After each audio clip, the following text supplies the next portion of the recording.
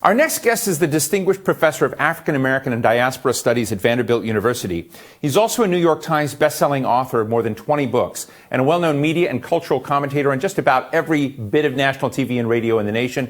Michael Eric Dyson, it's an honor to have you on our show today. Thanks so much for joining us.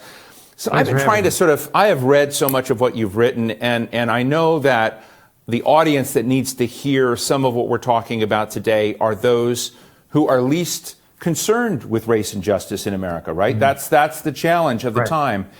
I thought a little bit about, I spent a lot of time in Japan and witnessed a lot of historical amnesia in Japan about its own relationships with its neighbors.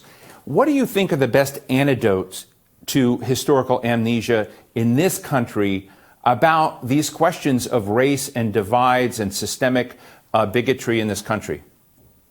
Yeah, that's a great point. Usually people say, hey, you're preaching to the choir. And I say, well, the choir needs rehearsal as well. Just because you're in the choir doesn't mean you don't need to know what the song is like, to practice what it's going to sound like in service. The altos don't sing the bass part. The bass doesn't sing the soprano, and the like. So preaching to the choir is exquisite practice for presentation of ideas and singing of songs, so to speak, to an audience that might hear it freshly or might hear it differently. And what difference does that make? Well, in answer to your question, it could be that we have to keep going back at it. Those who are victims of amnesia, historical amnesia, forces of dismemory, so to speak, that preclude them from understanding differently their situation, their complicity, their view of the world as either helping out or hindering. And I think one of the things we do is to continue to try to make inroads into such communities through analogy. Like you feel when, that's how we feel then. So if you can try to figure out to bridge the experiences of, in some instances, what appear to be bipolar oppositions, camps that are, bitterly divided, at least using the bridge of common experience works too. To give you an example, Martin Luther King Jr. was in jail in Birmingham, 1963. And the white jailer came to him and said, Dr. King, what you're doing is absolutely wrong. That integration is not the thing. We should all be segregated. He said, no, I think I'm right. They went back and forth. And he finally said, how much money do you make? And when the jailer told him, he said, well, you need to be out here marching with us.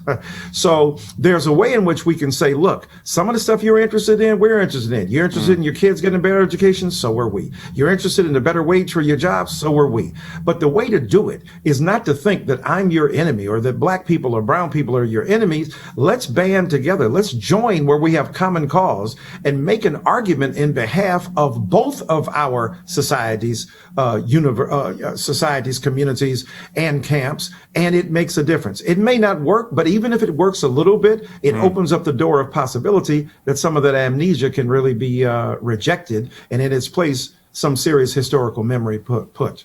That's powerful. I think joining up is a powerful message, but I'm going to read from my phone here because I've got it here, but you in your very powerful Tears We Cannot Stop, a sermon to white America, there's this line, I love it. It says, empathy must be cultivated. The practice of empathy means taking a moment to imagine how you might behave if you were in our positions. Do not tell us how we should act if we were you. Imagine how you would act if you were us, and on and on. Imagine living in a society with white skin, where white skin marks you for disgust, hate, and fear, and on.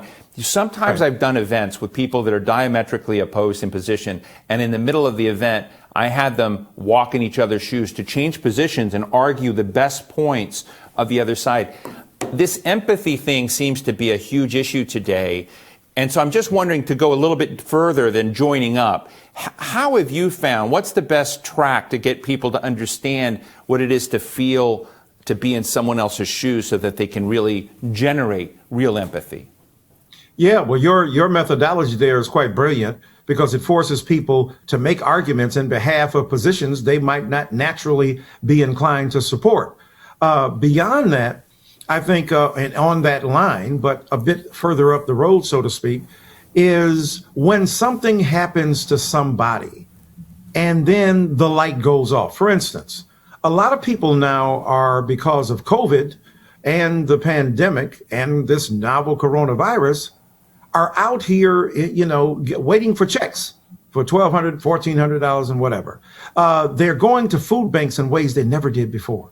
And they say, look, I'm hardworking, I'm intelligent, I've fallen on hard times. You can see it's not my fault. This is a systemic and structural problem. Aha. This is not dissimilar to what happens to many African American and Latinx people and other minoritized people who are, because of systemic barriers, prevented from flourishing. Except it's not just a pandemic, it's an ongoing thing. Can you imagine that the pandemic is going on for years and years and decades and decades? So you begin to say, not only walking in another person's shoe, when it happens to you, when the pain, when the trauma, when the heartbreak, when the economic downturn affects you, then understand what goes on in other communities that don't have the promise that the pandemic will be over one day and that they'll be restored in their former economic status, or that they will somehow have the remedy for their particular trauma delivered to them. I think that's another way we can at least build some inroads there. Let me ask you a political question, Dr. Dyson. I think it is just a fact that both Republican presidential administrations and Democratic presidential administrations, even the Obama administration, all of that has gotten us to where we are today. We still have, seen murders, George Floyd, others. You wrote a letter in your recent things to Emmett Till, to various victims of violence, Eric Gardner, Sandra Bland, and others. And so I'm interested in the fact that part of our government, which with Joe Biden talking about race, trying to make equity an issue, that this is all part of the legacy. What would you expect them to go above and beyond the talk right now to make a real difference when it comes to race and justice in this country, so that we don't just have this ongoing story, well, we tried? Yeah, that's a keen observation on your part, because Democrat and Republican presidents, parties, have basically done a game of musical chairs where they're running around the chair as the music plays, but they're vying for the same seat. Get a different seat, play a different game. And in this sense, what I would want and expect and hope from Biden, first of all, he's the first president to mention white supremacy in his inaugural speech. And then secondly, systemic racism. Now, you could argue, well, because of, quote, white privilege, he had the ability to talk about race in a way that, say, his former boss, Barack Obama, didn't. All right, we'll concede that, even though, as I tried to do in my book on Obama, I tried to push back on him and suggesting that there were many more things he could have done. But having said that, I think that when it comes to the very situation and circumstance you already mentioned, police brutality, Daniel Prude's, the grand jury has decided not to press charges to the detriment and chagrin of citizens around the nation. Ahmaud Arbery, not a police killing, but a vigilante killing 1 year ago, that occurred. And then when we think about the anniversary of George Floyd coming up in May, and then the trial beginning next month, there's a lot of stuff going on. It all mostly happens to have something to do with policing in America. Stop the discourse. Stop the anti-bias training. It's not working. Stop the cameras that are on their bodies. They turn them off. This is why an effective way of shifting resources from one arena to another. Public safety is not the exclusive preserve of the police. And only about 5% of their duties involve the kind of extreme violence and aggression that we see manifest so routinely in many communities of color. That means that we've got to put more money behind people who deal with mental health issues, who are capable and competent of therapeutically intervening in a hostile situation, and not reducing that person that is being dealt with by the police as a cog in their police machinery. So I think the real argument, whether you believe in defunding the police, a stronger community oversight that has real teeth, that could impose some constraints and some penalties. And let's be honest, the unions associated with policing across this country are exorbitantly empowered, all out of proportion to their numbers in the community. And then finally, if we can figure out a way to deal with qualified immunity, if you can't deal with it legally because the Constitution guarantees that people who are representatives of the state cannot personally be held liable, you can figure out a legal way to come at that. But also, if we begin to put funds in other arenas of public safety, the power of those police departments becomes extraordinarily diminished in an appropriate fashion. Let me ask you finally, Dr. Dyson, the other question that has been churning in my head for years is, what do you do to rectify the inequality, the not only decades but centuries of built-in discrimination? I've interviewed Anthony Fox when he was a mayor ages ago and looking at how transportation went in, and it just screwed some communities. Guess what? They were black and brown communities.